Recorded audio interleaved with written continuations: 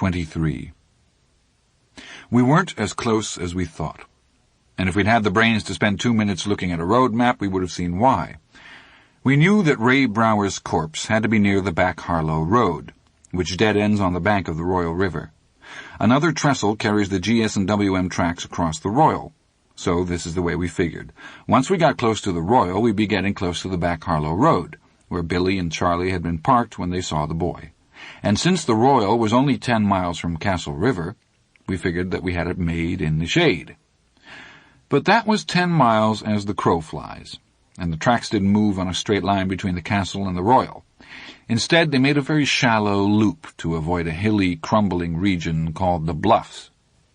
Anyway, we could have seen that loop quite clearly if we had looked on a map, and figured out that instead of 10 miles, we had about 16 to walk.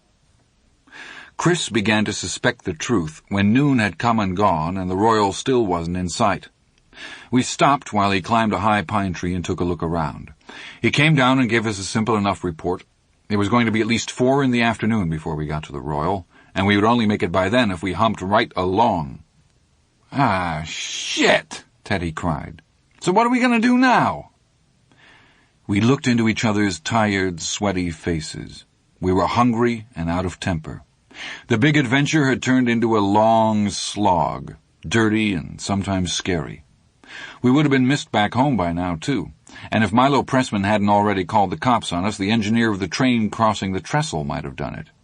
We had been planning to hitchhike back to Castle Rock, but 4 o'clock was just 3 hours from dark, and nobody gives 4 kids on a back-country road a lift after dark.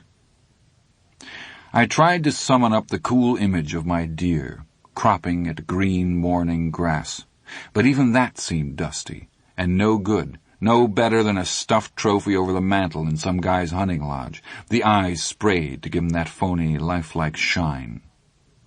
Finally, Chris said, "It's still closer out going ahead. Let's go."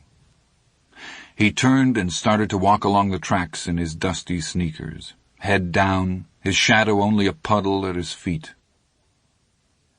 After a minute or so, the rest of us followed him, strung out in Indian file.